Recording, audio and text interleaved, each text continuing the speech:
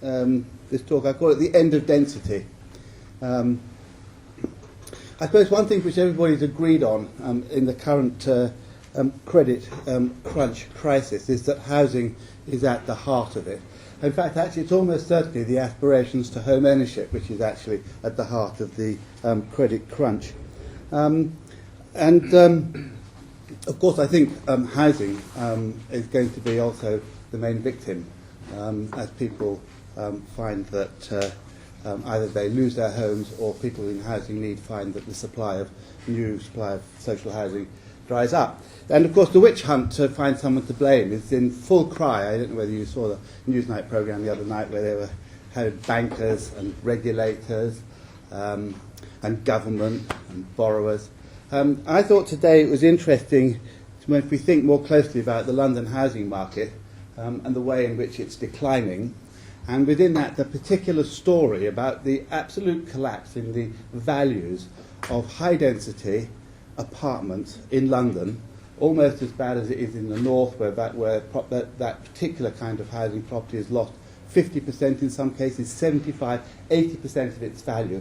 It's no doubt that within the overall housing market there is a particular problem with the kind of development which I think we're going to be talking about today. And it's interesting, while we're in blame mode, to just reflect to what extent local authority, planning departments, planning ideologies, housing departments, housing ideologies are actually complicit in the problem which we are currently grappling with. So anyway, the end of density is what I wanted to talk about. And I realise that over the years I've become increasingly convinced that density is a very poor tool to evaluate the acceptability of new development propositions, new housing developments. And I think that the fundamental problem with the concept of density is it's unrelated to actual occupation levels. It's often used in an argument in favour of high densities that the highest densities are in Kensington and Chelsea. Actually, that's a really poor example. If you ever go there, you'll realise that the properties are extremely large. They enjoy very big, spacious rooms. Most of the people who live there are wealthy and probably got at least one second home, if not more. So I think that that's not where you go to find high density. We know where you go to find high density. It's in council estates occupied by ethnic minority families in the East End of London, where overcrowding and housing pressures drive housing densities. But there's no measure in planning terms which actually allows you to predict that. And that, of course, is the second point, that density is unresponsive to the social status of occupants. And we know that people in social housing will spend longer day by day in their homes than people who are working and better off and so on. I think density is unsympathetic to the scale and form of adjacent buildings. And I think there's a real issue here which I think a lot of local authorities have, for very often the best of motivation, allowed themselves to consider that sense of fitting into the existing grain to be given a lower priority than the thrust to develop anew.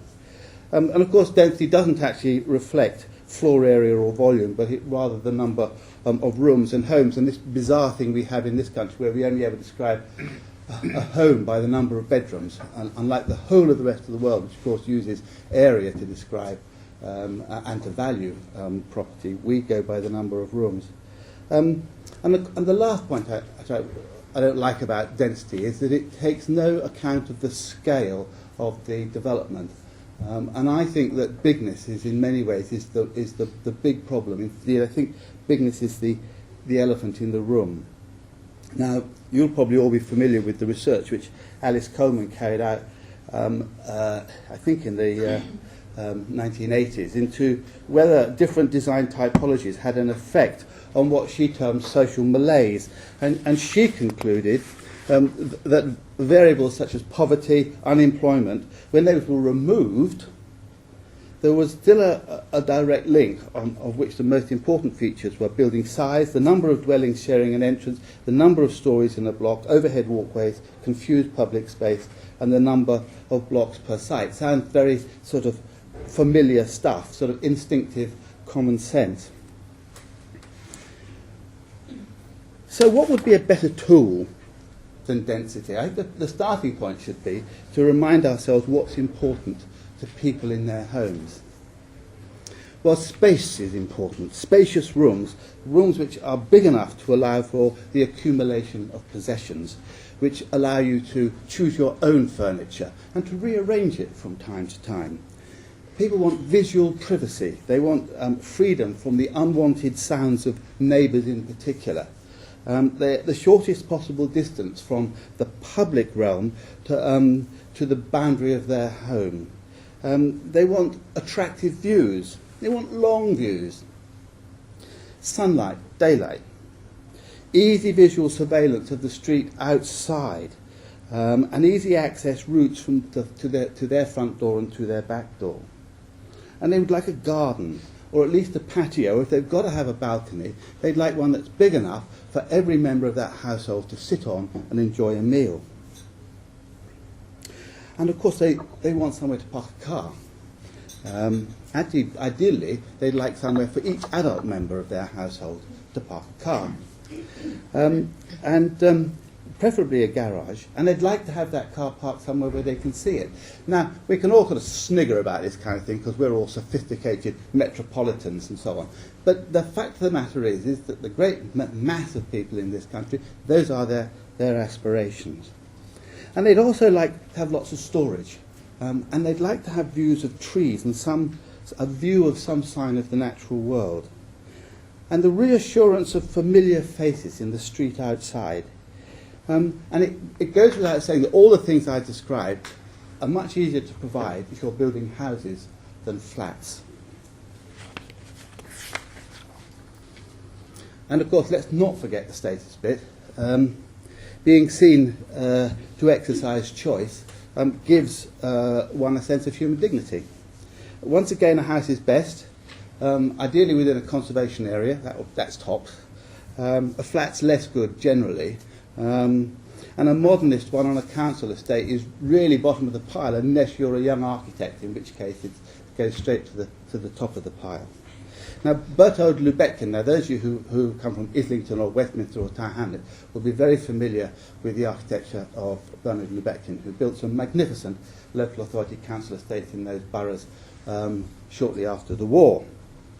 He was a committed communist, and he designed the facades of those high-rise slab blocks with great care to create abstract patterns which entirely obliterated any sense that the residents might have had an individual identity.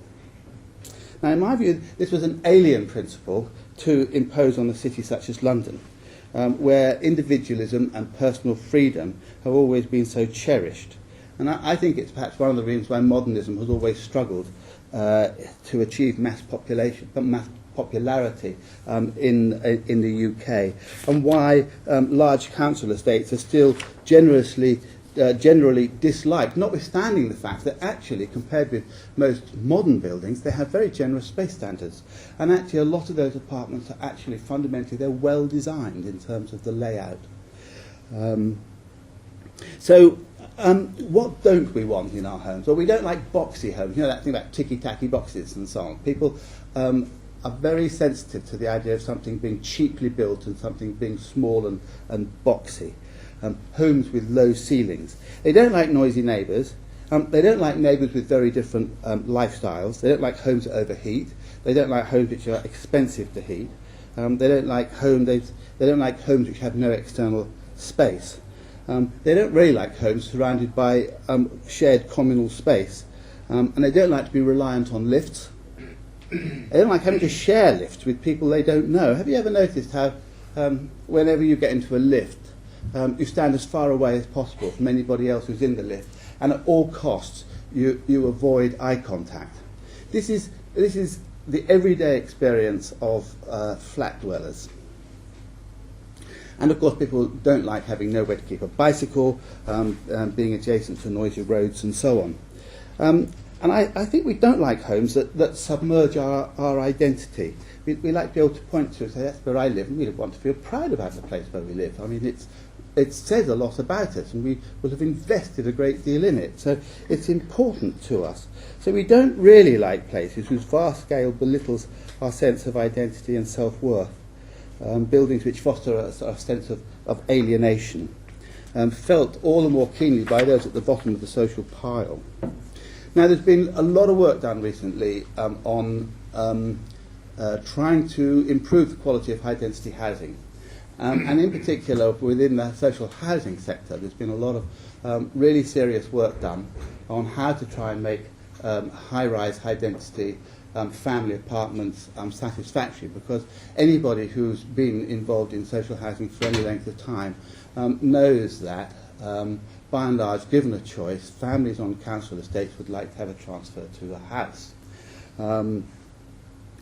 And therefore, we've been through a period where the idea of housing, of providing social housing in apartments, was generally regarded as an unsatisfactory option. So, given all the pressures on housing and given all the worthy intentions of housing associations, people have begun to see whether we can't persuade ourselves that that conclusion was wrong. And there's a report prepared by East Thames Housing Association and various others on what makes for successful superdensity, so not just density, but superdensity. And the list of things they come up with is paying attention to neighbourhood context, creating balanced communities, designing flats that work for families, introducing effective management, careful design of the access to flats, providing privacy, provision of quality outdoor space and public realm, environmental sustainability.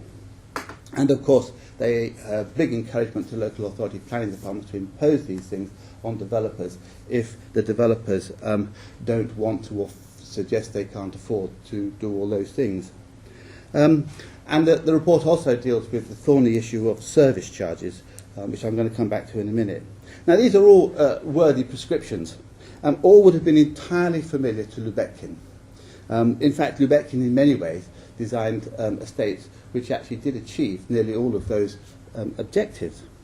But I think we have to recognise that in the past our attempts to live up to all those aspirations has only met with mixed success. Now, a lot of people point to mansion flats as a more satisfactory model. Mansion flats do not sit, as council estates do, surrounded by acres of grass and so on. They're part of the street for scene. They're built right up against the pavement. And some parts of London are full of mansion flats, Victoria, Maida Vale, and so on and so forth. But actually they're mostly occupied not by families with children, which you might deduce from their space and size, but successful empty nesters like myself. And what we need to recognise is that the external repairs to such buildings are cripplingly expensive, as indeed are repairs generally to high-rise structures. And health and safety considerations rack up the cost year on year, and maintaining lifts, door entry systems, water pumps, CCTV, security systems, fire alarms are all an added burden. All are essential to modern high-density developments, but none are needed if we build more modestly. Now, it seems to me that if successful high-density development needs us to meet all those criteria, actually there will be very few situations where, in fact, all of those can be met.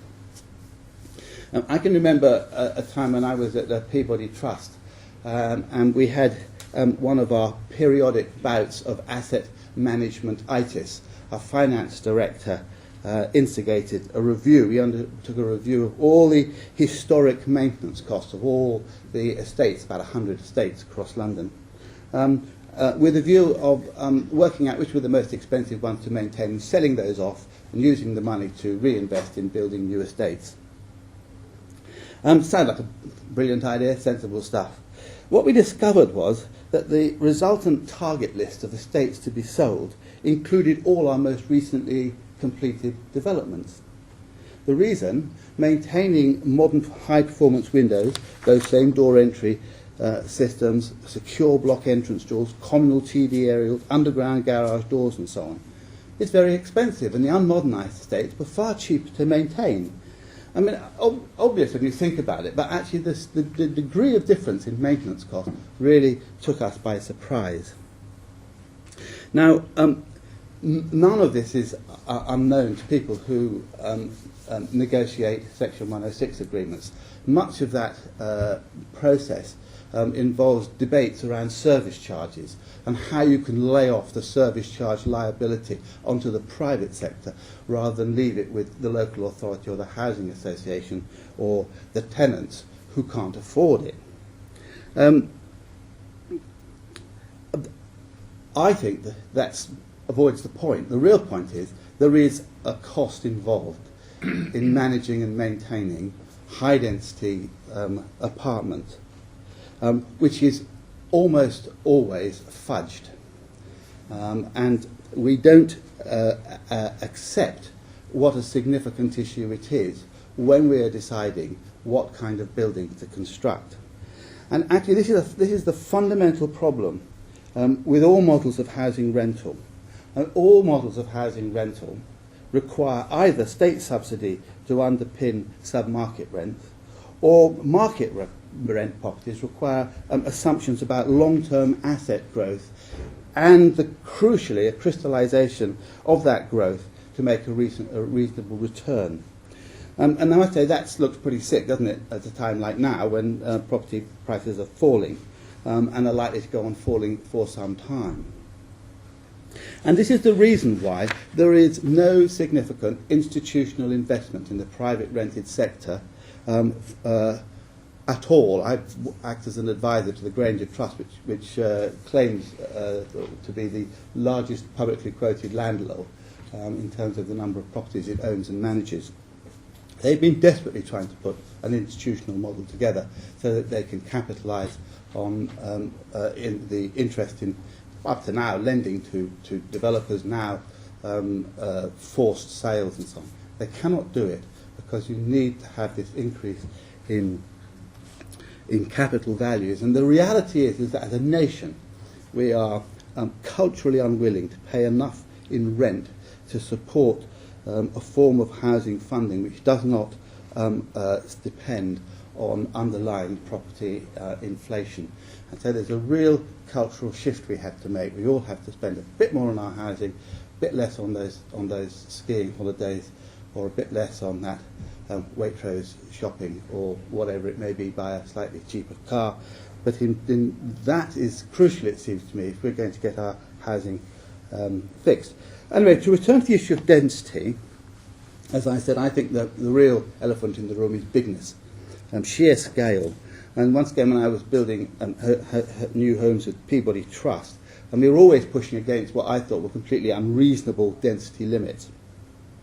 But in general, those were little infill schemes, never more than about 6-storey, usually 4 or 5, maybe 30 or 40 flats. Which isn't to say that we didn't from time to time dream about building some wonderful tower and so on and so forth. But we never managed it. And the reason why we never managed it was because when we did the financial viability and we put in all those management and maintenance costs, which at Peabody we were always so aware of because of our huge tail of Victorian and Edwardian property. When we put those real costs in, our viability sums never worked. So we never managed to build any tall buildings. But now we're surrounded by massive development of a scale we haven't witnessed since that great council house building period of the 50s, 60s and early 70s. King's Cross, Elephant Castle, Cricklewood, Stratford City, Croydon, Greenwich Peninsula, Wembley, Silvertown, Keith, Barking Reach, the Olympic Village. These developments are producing thousands of homes, and mostly, many of them are 10-storied high, with towers up to 35. And I have to say, at one level, the architect in me is really excited by all this. This is, this is go, go, go. This is London, the world city, showing the world how it's expanding, how it can really do things when it has a mind to it. And yet, that is all dependent on people cracking this financial viability conundrum, and it's dependent on housing associations, house builders and developers really raising their game. And it's interesting to know, if we look at those developments that have been completed, whether or not we feel that they have raised their game.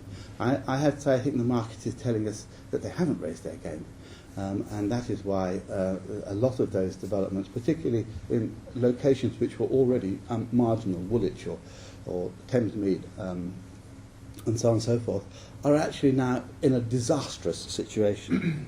So what about housing associations and developers? I'm sure many housing association schemes have been really seriously attempting to live up to those aspirations. But I think we should be aware that that's caused them huge problems, because the housing association financial model has always been to subsidise today's developments with surpluses from past developments, or surpluses to be earned at some stage in the future. And because every new development has lost money, in other words, it hasn't made a projection for 15 to 20 years, the way they've kept their overall balance sheet up to scratch has been to sell off older properties elsewhere. Actually, that's a pretty poor strategy in the current circumstances.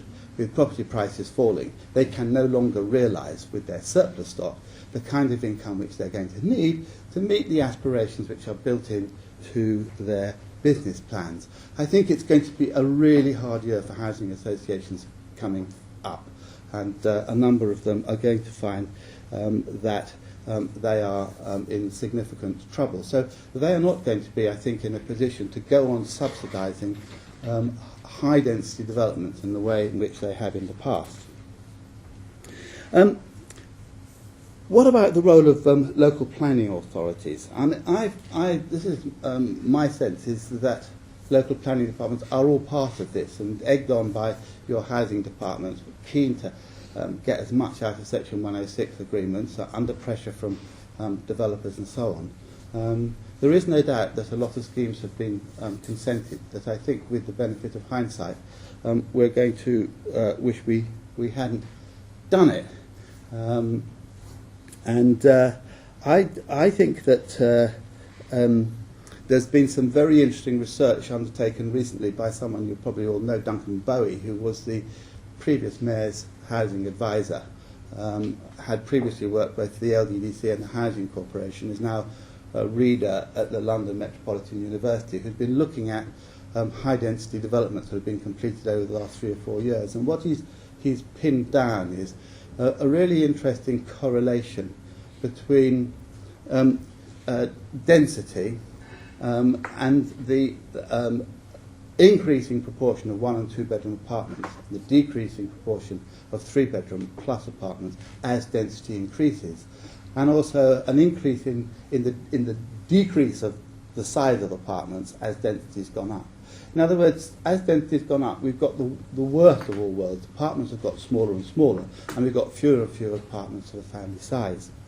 Now, I'm really interested in this business about family size, and I am deeply sceptical about many of the projections which have been bandied around by very distinguished people around such issues as 3 million new homes, much of which is based on demographic projections, which are about such things as divorce rates and ageing and so on and so forth, and a kind of a sense that we are, as a nation,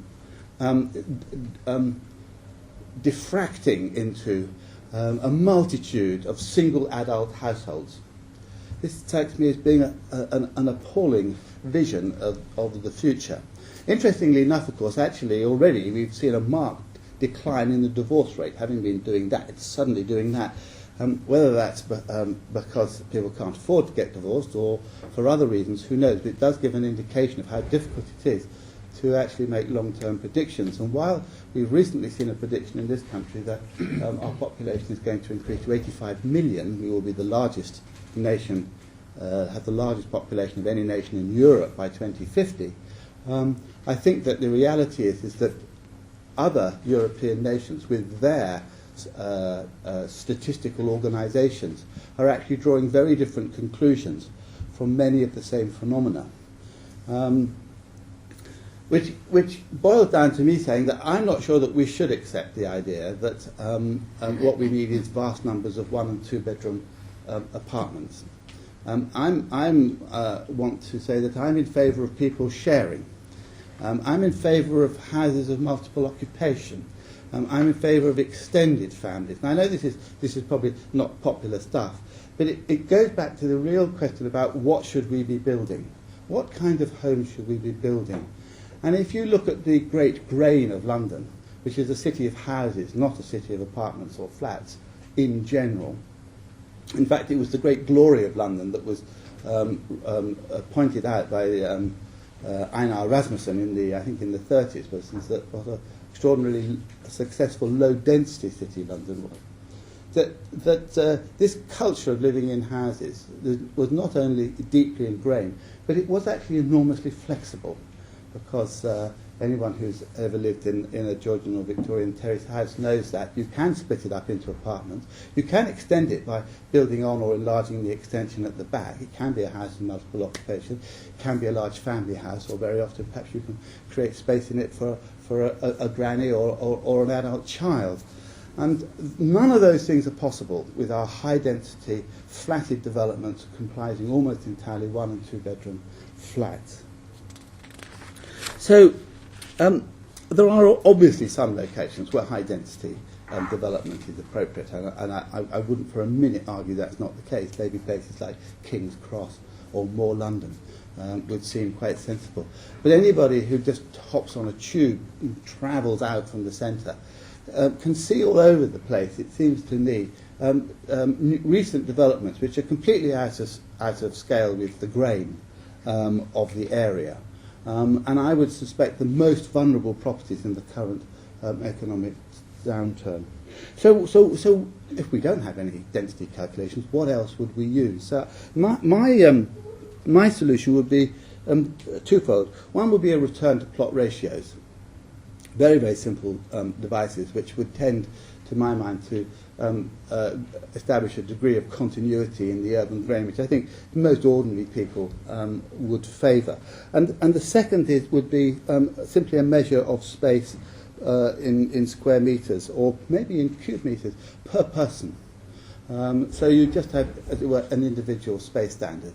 So the overall volume of the building would be dictated by the plot ratio, and then if it was a 3-person home, then it would be 75 square metres. If it was a 4-person home, it'd be 100 square metres. These are simple measures of that nature. And I would be very wary about granting consents for lots of 1-bedroom and 2-bedroom apartments. Much, much better to have 3, 4 and 5 bedroom homes, which can quite easily be subdivided at some future date, and leave it to secondary markets to decide on that kind of detail. I think planners have tried to get far too close to the detail of development, and I think that's a complete mistake and a complete red herring. The great thing about cities that we enjoy is their organic nature, the fact that they grow and they evolve and they adapt and they shift. You can't predict those things. I don't believe you can predict them. Nobody predicted that the population of London was going to grow again. I think it took everybody by surprise. After all, government policy until the end of the 70s was to reduce the size of London. Probably none of you are old enough, but in the Tube there used to be those relocation of offices bureau and all those adverts telling you to get out of London and go to Milton Keynes for a new life and so on and so forth. Actually, a lot of those were really quite successful, so when the population began to increase again, nobody was expecting it. Well, now, none of us know what's happening to our population in London at the moment. Who knows how many of our friends from accession states have headed home or are heading home. And we can't control it anyway. So population movements are going to become ever more difficult to predict, ever more difficult to manage, and we need a building stock that actually is responsive to that. So I think the key thing to do from that point of view is to avoid building very high density multicellular buildings which are very hard to adapt and which are not, generally speaking, what people looking back over 100 or 200 years culturally aspire to in this country, and to try instead to have a planning system which encourages people to build much larger homes, but homes which are inherently easy to subdivide. And really just remember that if we're serious about sustainability, the crucial thing is to build homes that will last for hundreds of years. Sustainability is not an issue of durability, it's an issue of desirability. If it's desirable, and generally it's a house, and no matter how badly built, someone's going to do it up again and again and again. It grieves me deeply when I watch local authority council estates built 30 years being demolished, often because I don't think it's necessary to demolish them, they just need to be better managed, but also because I know that the local authority is still paying. All those estates were financed on a 50-year basis, so you know, not only are you paying for what you're building in its place, but you're still building for the old one. That is completely unsustainable. So, in general, I think that that may lead to huge pressures in London if we were to go back to lower densities generally. And my answer to that is, say, it's high time we call the bluff of the CPRE and those who are advocating high-density continental models, which I don't think fit with us. And I think it's high time we picked up where the Garden City movement left off, rather than bespattering our beautiful city with oversized developments and homes which nobody really wants, and which will only, in the long term, ruin the financial health of the developers and those that buy them. Thank you. Thank you very much.